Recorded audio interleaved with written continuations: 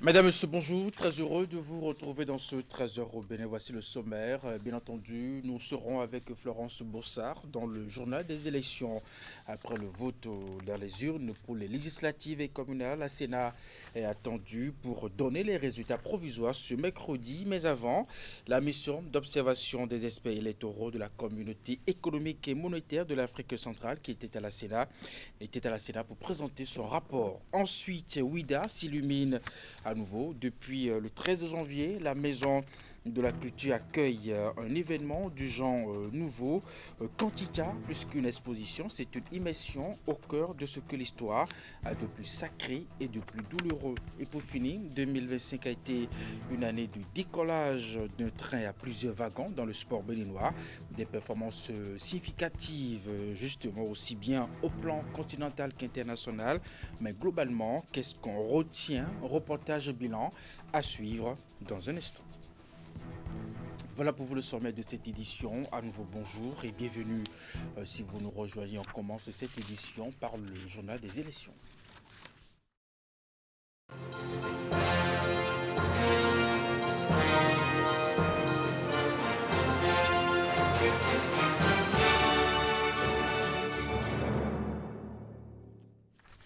Et c'est avec vous, Florence Bossa. Bonjour. Bonjour à vous Eric, bonjour à tous. Après son travail dans le bureau de vote le dimanche 11 janvier, la mission d'observation des experts électoraux de la communauté économique et monétaire de l'Afrique centrale était à la Sénat ce mardi. Oui, Eric, il était question de transmettre le rapport de la mission qui relève les qualités et les faiblesses du processus électoral en attendant la proclamation des résultats provisoires prévus pour tout à l'heure à la Sénat. La mission qui a été accréditée par la commission électorale a félicité le Bénin pour l'organisation de ces élections sans incident. Je vous propose un extrait de l'intervention du porte-parole de la délégation. De bon ton qu'on puisse venir rendre compte à cette instance fêtière qui est bien sûr l'organe organisatrice de cet événement.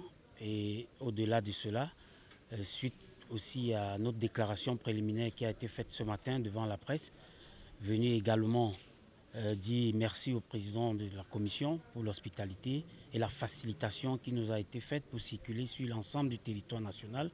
En toute quiétude, nous avons déployé nos observateurs en synergie avec la mission Monarque Vie nationale, et ce qui fait que nous avons couvert une grande partie du territoire national du Bénin et on en ressort très fiers du bon déroulement de ce scrutin malgré quelques couacs qui ne manquent jamais, mais qui quand même à la fin sort d'un point très positif selon notre mission venue de l'Afrique centrale.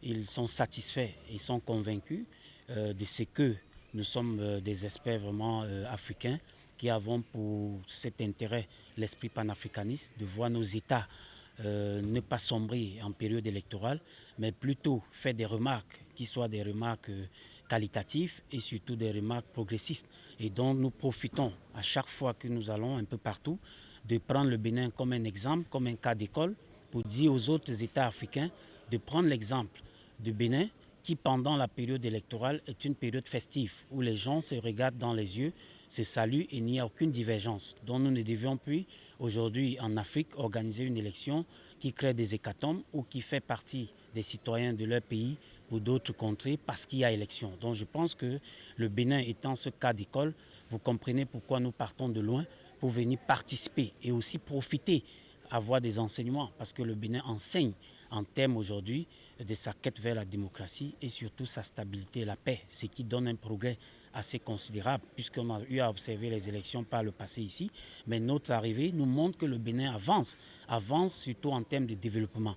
Et aujourd'hui, le Bénin est une vitrine pour l'Afrique parce que pour partir de chez nous pour ici, on n'a eu aucune contrainte. Ce qui, contraire à d'autres pays où il faut des tracasseries de visas et autres, le Bénin a donc rendu effectif le thème Union africaine. Et nous pensons que ce sens de panafricanisme fait du Bénin aujourd'hui un État qu'il faut respecter et respecter par toute l'Afrique et le monde entier. Toujours dans le cadre de ces législatives et communales, Eric, votre chaîne de télévision privée Canal 3 Bénin a reçu le jour du vote une délégation du réseau des instances africaines de régulation de la communication conduite par le président de la Haute Autorité de l'audiovisuel et de la communication, Edouard Loko. Elle est en mission d'observation électorale dans le cadre de la couverture médiatique des élections. Voici un extrait de la chef de mission à la fin de la visite au micro de Esther Tofa et Simon Colonne.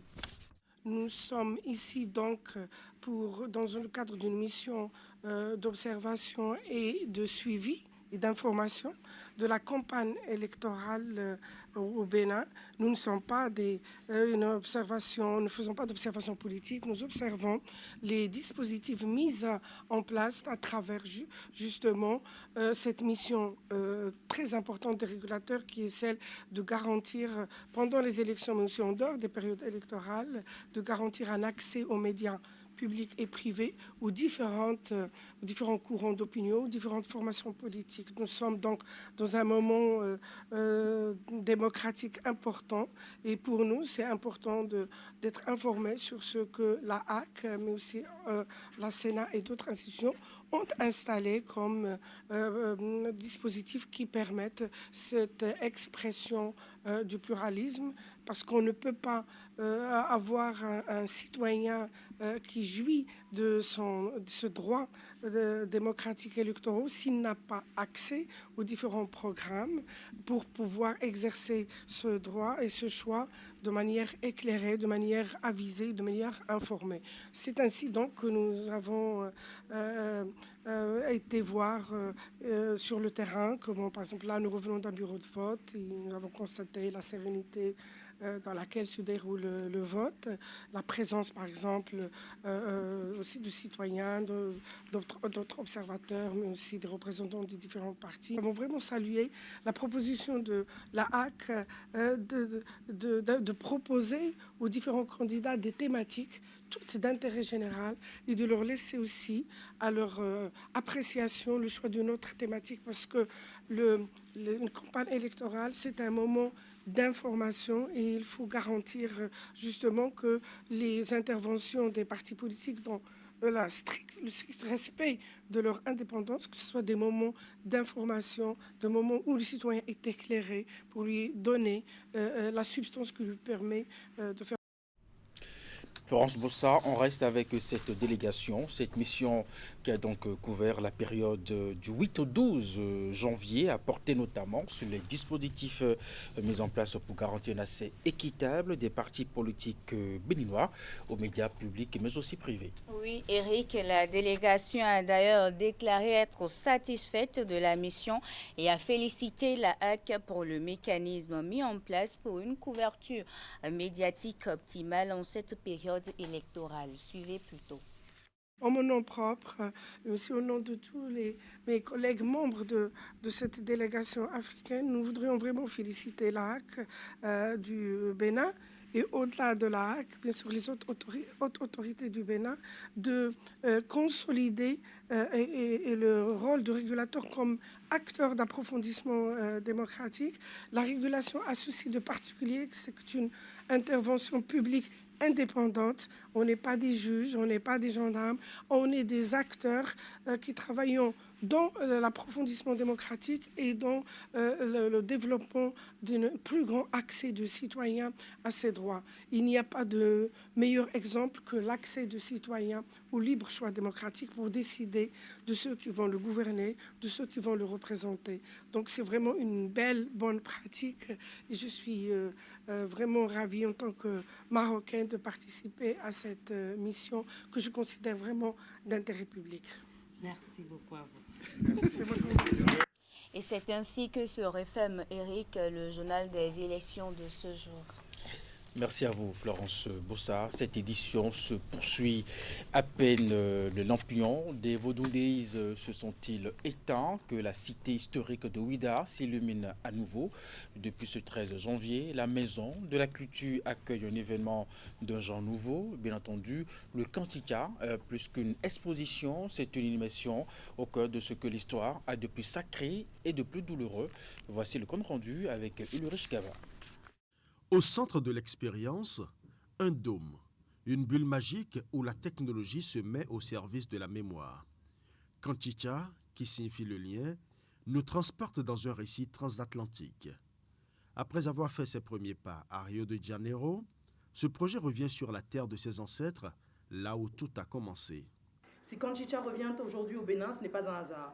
C'est ici que commencent des histoires qui ont traversé l'Atlantique dans la violence, certes, mais aussi portées par des savoirs, des spiritualités et une capacité remarquable à transmettre et à créer malgré ce concept. Mais c'est aussi un travail qui s'est fait entre 3 continents, 3 façons de penser à travers un récit, une histoire et de l'innovation. Le cœur battant de cette œuvre est un film immersif qui retrace l'aventure humaine d'une équipe ayant travaillé sur 3 continents pour raconter l'histoire de Na Agontime, mère du roi Gezo déporté vers le Brésil. Entre spiritualité et technologie, Kantika se veut un dialogue apaisé avec le reste du monde, une main tendue par-delà l'océan pour multiplier les canaux narratifs de notre identité. Pour moi, Kantika, c'est le lien entre les 3 temps de la vie, c'est-à-dire le passé, le présent et le futur. Le passé, pourquoi? Parce que l'histoire qui est racontée porte sur une histoire réelle, même s'il y a une dimension de fiction qui est venue la féconder. Le présent, pourquoi? Parce que ce sont les technologies du présent qui ont permis justement d'avoir cette présentation immersive que nous avons aujourd'hui. Et pourquoi le futur? Parce que quand vous allez faire votre entrée tout à l'heure dans la salle, vous allez voir le dôme, vous allez découvrir un objet futuriste. À travers cette projection, nous affirmons une conviction forte. Le cinéma, et plus largement la création artistique, est un outil puissant de transmission, de conscientisation et de dialogue entre les générations. Il est aussi un espace de liberté où nos récits peuvent enfin être racontés par nous-mêmes. L'ambition est claire, produire une culture populaire en langue locale, capable d'être discutée et partagée à travers le monde entier. Cette exposition-projection se poursuit à la Maison de la Culture de Ouidah jusqu'au 31 janvier 2026. On reste dans l'univers de la culture, dans le cadre de la célébration des Vodou Days. La place Bada Ronto, située dans l'arrondissement central d'Abomey-Calavi, a été ce vendredi le théâtre d'une grande cérémonie devenue une tradition. L'événement est organisé pour exalter les divinités de cette unité administrative de la commune. Les détails dans ce reportage. Enflammé par l'ambiance des Vodou Days, la place Bada Ronto d'Abomey-Calavi est en pleine vibration. Pour le spectacle ici, les adeptes de tous les cultes vaudous de l'arrondissement central, Trompeto de Ka, Achina, Oro, Ouvert, Zambeto et Jean.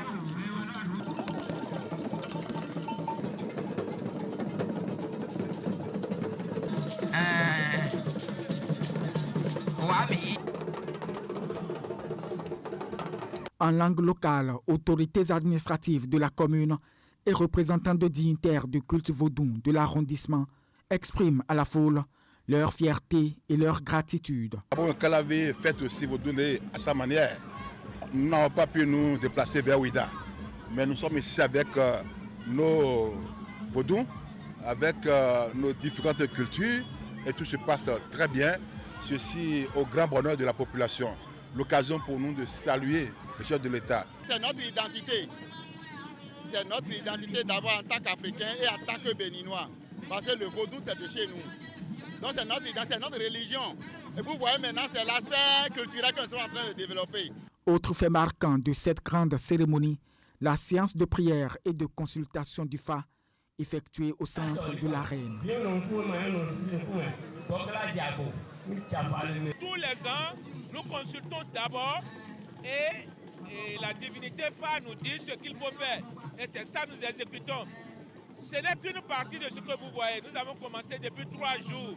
De cette prière, les divinités de toutes catégories confondues font ce qu'ils doivent faire pour que la commune prenne, pour que le pays prenne, pour qu'il n'y ait pas de versement de sang par-ci, par-là. Par exemple, nous allons aux élections maintenant. Les élections sont à 3 jours, à 2 jours de ce 10 janvier. Vous allez voir, tout va se passer comme de droit. Pour dire que la fête est très, très belle maintenant, on va remercier notre cher le président qui est là actuellement, le président Excellence Attala Guillaume Talon. Nous le remercions beaucoup pour cette initiative qu'il nous a mis et pour les 3 jours qu'il nous a donné encore pour cette fête. Passé ces entr'actes, les démonstrations ont repris de plus belle. Les manifestations entrant dans le cadre des Vodou Days édition 2026 ont pris fin ce samedi. Les Vodou Days 2026, ce n'était pas seulement les rituels et les grandes cérémonies à Ouida. La culture s'exprime aussi à travers l'art et la créativité. Sur la plage, des visages se transforment en véritable œuvre d'art grâce au face painting, une pratique qui mêle symboles vaudou, identité et expression artistique. Tidi Goudalo, Moufid de Sabouran, nous propose ici une immersion dans l'univers justement du face painting à l'occasion des Vodou Days. Sur la plage de Ouida, les couleurs pâles avant les mots. En marge des Vodou Days 2026, le face painting s'impose comme une véritable attraction. Sous les mains expertes des artistes, les visages deviennent des toiles vivantes ornées de symboles vaudous, de signes mythiques et de motifs inspirés de la nature et de la spiritualité africaine. Moi, j'avais choisi de lui faire des motifs africains, mais elle a dit non, qu'elle préfère des fleurs. Donc, sûrement, elle a ses mots à dire selon le motif qu'elle a choisi. J'aime ça parce que j'aime les fleurs. Les écritures, Vodou Days, chant, nous sommes fiers de notre culture, quoi. C'est un peu ça. Ici, chaque dessin a un sens. Les participants aux Vodou Days, venus du Bénin et d'ailleurs, se prêtent volontiers à l'exercice. Certains choisissent des symboles de protection, d'autres des marques identitaires ou purement artistiques. Pour les peintres, il s'agit avant tout de raconter une histoire, de transmettre une mémoire et de valoriser une pratique ancestrale avec créativité. Pour moi, c'est une chance de me faire maquiller à travers les couleurs de l'Afrique. Et ça permet aussi de communiquer avec le monde extérieur. Ils sont en train de démontrer qu'à travers cet événement, on peut valoriser notre culture. Et là, on est en train de se maquiller, de dessiner de beaux dessins sur nos visages. On aime bien. On aime bien. C'est très joli aussi. Vous voyez les couleurs que j'ai faites. C'est la fête qu'on commémore et les fleurs représentent l'amour. Ça représente l'unité et j'ai voulu faire le tatouage juste à Vodou Days pour montrer qu'on est un au Bénin, un et indivisible. Et voilà pourquoi j'ai fait mon tatouage en fleurs. Entre tradition et expression contemporaine, le face painting enrichit l'expérience des Vodou Days. Bien plus qu'un simple ornement, il devient un langage culturel à part entière, un moyen d'appropriation et de célébration du patrimoine immatériel. On parle sport à présent. 2025 a été une année de décollage d'un train à plusieurs wagons. Dans le sport béninois, des performances significatives enregistrées au niveau de plusieurs disciplines sportives, aussi bien au plan continental qu'international. Mais globalement, ce qui retient les attentions, ce sont les progrès significatifs enregistrés par les athlètes inclus dans le programme des classes sportives et ces nombreuses initiatives sportives enregistrées cette année. Je vous propose ici quelques précisions. Le programme des classes sportives ramène ses premières médailles au pays. Du 26 juillet au 5 août 2025, 87 athlètes ont représenté le Bénin à la première édition des Jeux africains scolaires en terre algérienne dans 8 disciplines sportives. Après une compétition fructueuse, la délégation béninoise décroche la 12e place sur 50 participantes. Les athlètes béninois sont montés sur le podium dans 3 disciplines. Vous avez porté haut les couleurs de notre pays avec courage, détermination et dignité surtout. Nous sommes fiers de vous. Au niveau du sport roi, l'histoire du football béninois s'écrit désormais de plus en plus avec des couleurs féminines. Celles qu'on appelle les Amazones gagnent du terrain et surtout en notoriété. Elles arrivent aussi à mettre au devant de la scène le football béninois. Tout comme les seniors, les Amazones U17 ont elles aussi frôlé de très près la qualification pour la Coupe du Monde féminine des moins de 17 ans. Exemptées du premier tour, Ida Azonsou et ses filles ont sorti les Léopards dames U17 de la République démocratique du Congo au deuxième tour avant de buter contre les Zambiennes au dernier tour qualificatif. Toutes les fois que je vous ai vu sur le terrain, j'avais les larmes aux yeux. Et votre mérite est tellement grand du fait que l'équipe est très jeune. Le sport scolaire a aussi été célébré autrement. Au lendemain de la phase finale du championnat national scolaire, le ministère des Sports et l'Office béninois du sport scolaire et université ont organisé la première édition de la Ligue nationale scolaire. Une nouvelle fête sportive aux jeunes talents béninois qui s'est déroulée du 5 au 12 septembre 2025 au stade Omnisport de Goro à Abomey. Durant une semaine, les jeunes pépites se sont illustrés dans plusieurs disciplines. Et bien voilà, retrouvez l'intégralité de ce magazine consacré au bilan sportif de l'année 2025 dans nos programmes. C'est la fin de cette édition. Merci de l'avoir suivi, de votre fidélité à 16h. C'est votre bulletin d'information, 19h30, la grande édition de la soirée. Juste après, votre émission, il faut continuer. Portez-vous bien et à très bientôt.